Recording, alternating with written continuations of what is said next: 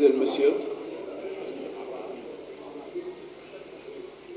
Mesdames, Mesdemoiselles, Messieurs, chers journalistes, chers amis journalistes, merci de vous être déplacés si nombreux pour ce point de presse. Vous le savez, l'heure est grave et notre pays traverse une crise sans précédent.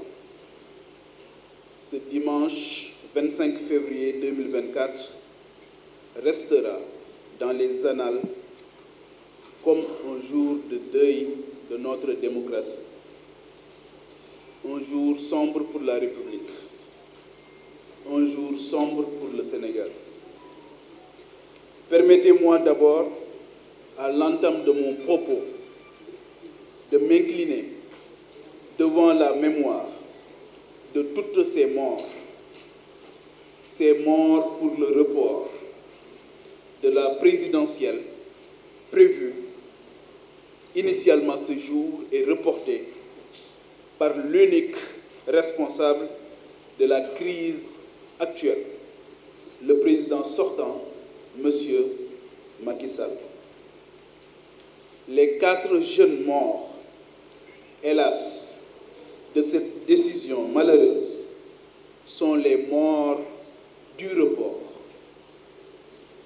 des morts de l'impéritie et de l'incurie de la classe politique. Mesdames, Messieurs, mes chers compatriotes, après 8 mois de jalons démocratiques, après le retrait des fiches de parrainage par 268 candidats à la candidature, après le dépôt de 93 candidatures au Conseil constitutionnel, unique instance de supervision de tout le processus électoral, après la validation définitive de 20, puis de 19 candidats officiels par le Conseil constitutionnel, sous le prétexte fallacieux de soupçons de corruption non étayés par une seule once de début de preuve, le président Macky Sall, en toute illégalité et de manière scandaleuse, a décidé d'arrêter le processus électoral en reportant le rendez-vous avec le peuple qui devait se tenir en ce dimanche.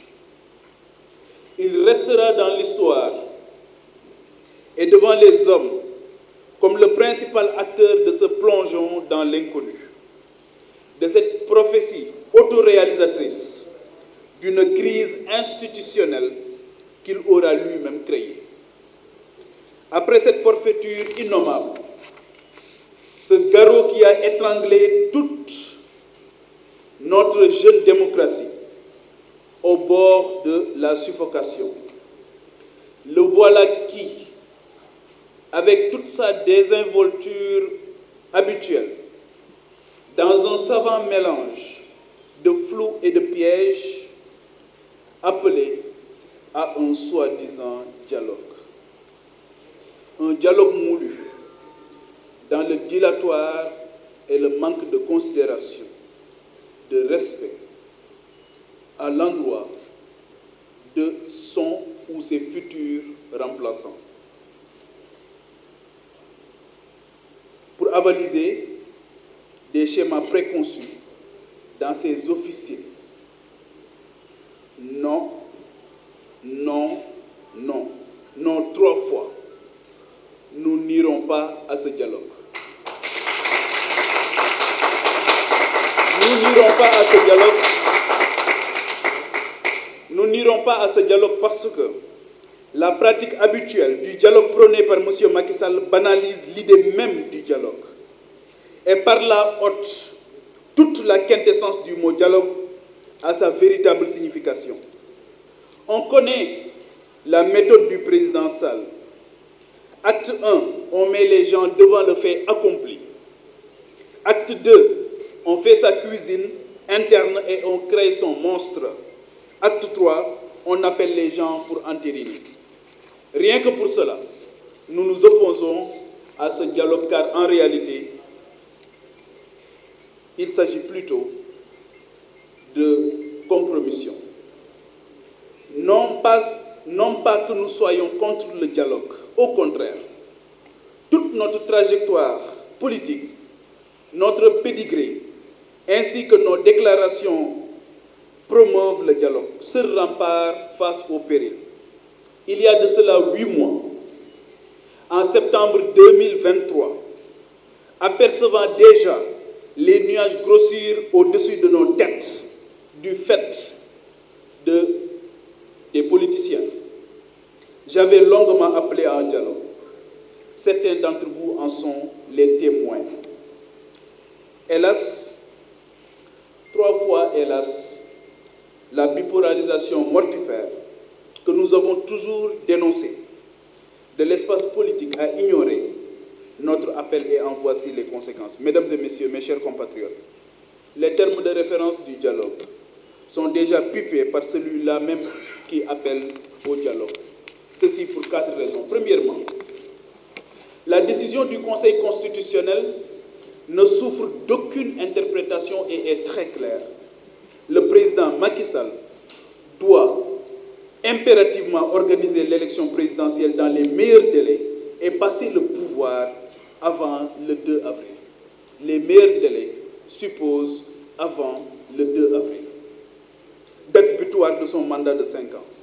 Donc, organiser un dialogue sur la date de la présidentielle est incongru et sans intérêt, sachant que la décision submentionnée est limpide. Deuxièmement, qui dialogue avec qui?